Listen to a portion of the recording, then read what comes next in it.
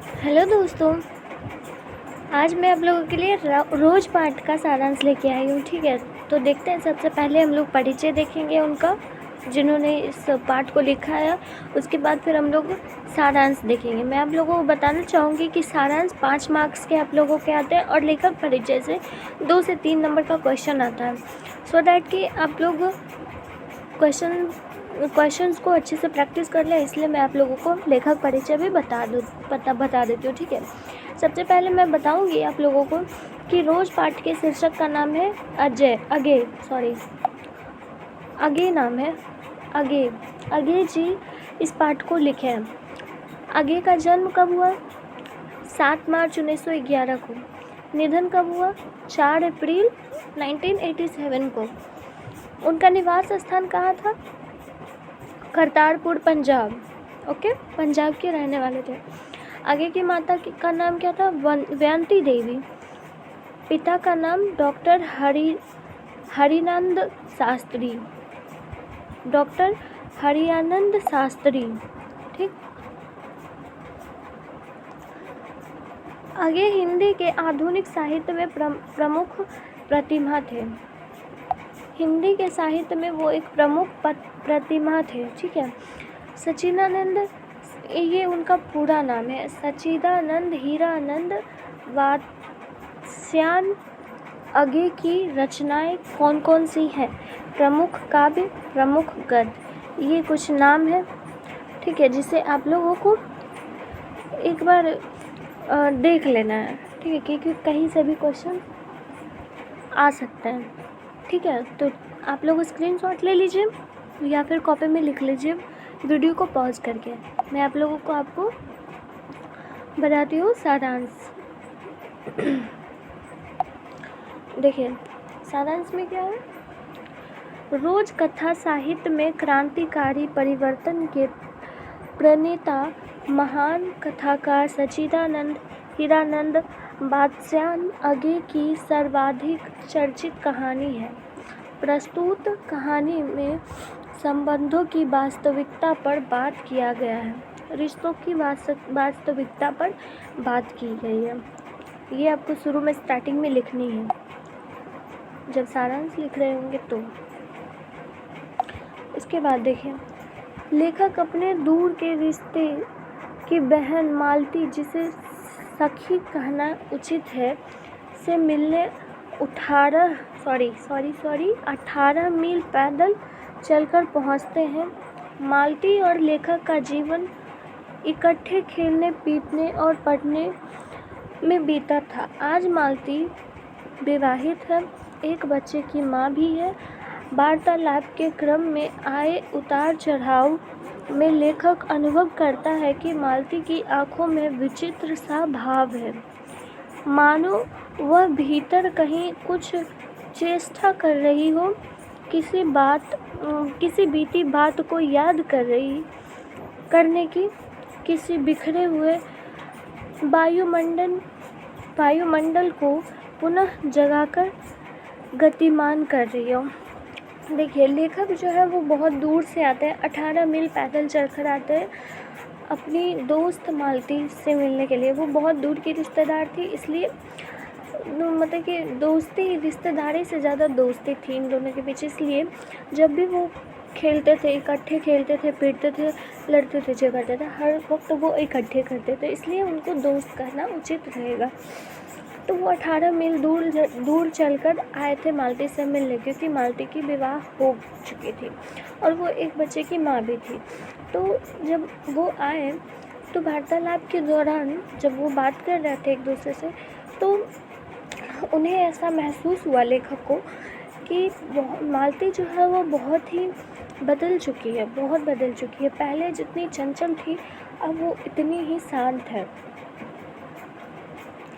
ऐसा उन्हें लग रहा था कि वो पहले अपनी पुरानी बातों को याद कर रही हो, ऐसा लेखक को लग रहा था। और किसी टूटे हुए व्यवहार तंतु को पुनर्जीवित करने की मालती रोज कोल्हू के बैल की तरह व्यस्त रहती है।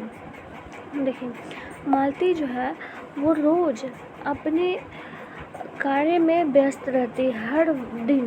हर दिन उसका वही खाना बनाना, बच्चे को संभालना, कपड़ा, एकदम उसका टाइम सा बंधा हुआ था कि इतना से इतना बजे तक मुझे ये करना है, इतना से इतना बजे तक ये करना है। जो कि पहले ऐसी मालती नहीं थी और आज वो इतनी बदल गई। तो देखिए आगे क्या है। आगे कहता है लेखक, पूरे दिन काम करना, बच्चे की देखभाल करना और पति का इंतज़ार करना, इतने में ही मानो उसका जीवन सिमट गया। वातावरण, परिस्थिति और उसके प्रभाव में ढलते हुए एक गृहिणी के चरित्र का मनोवैज्ञानिक उद्घाटन अत्यंत कलात्मक रीति से लेखक यहाँ प्रस्तुत करते हैं। देखिए, वो हर दिन पूरे दिन में काम करती, बच्चे को संभालती और पति का इंतज़ार करती, इतने में ही उसका समय एक 24 घंटा पूरा हो जाता, कंप्लीट हो जाता।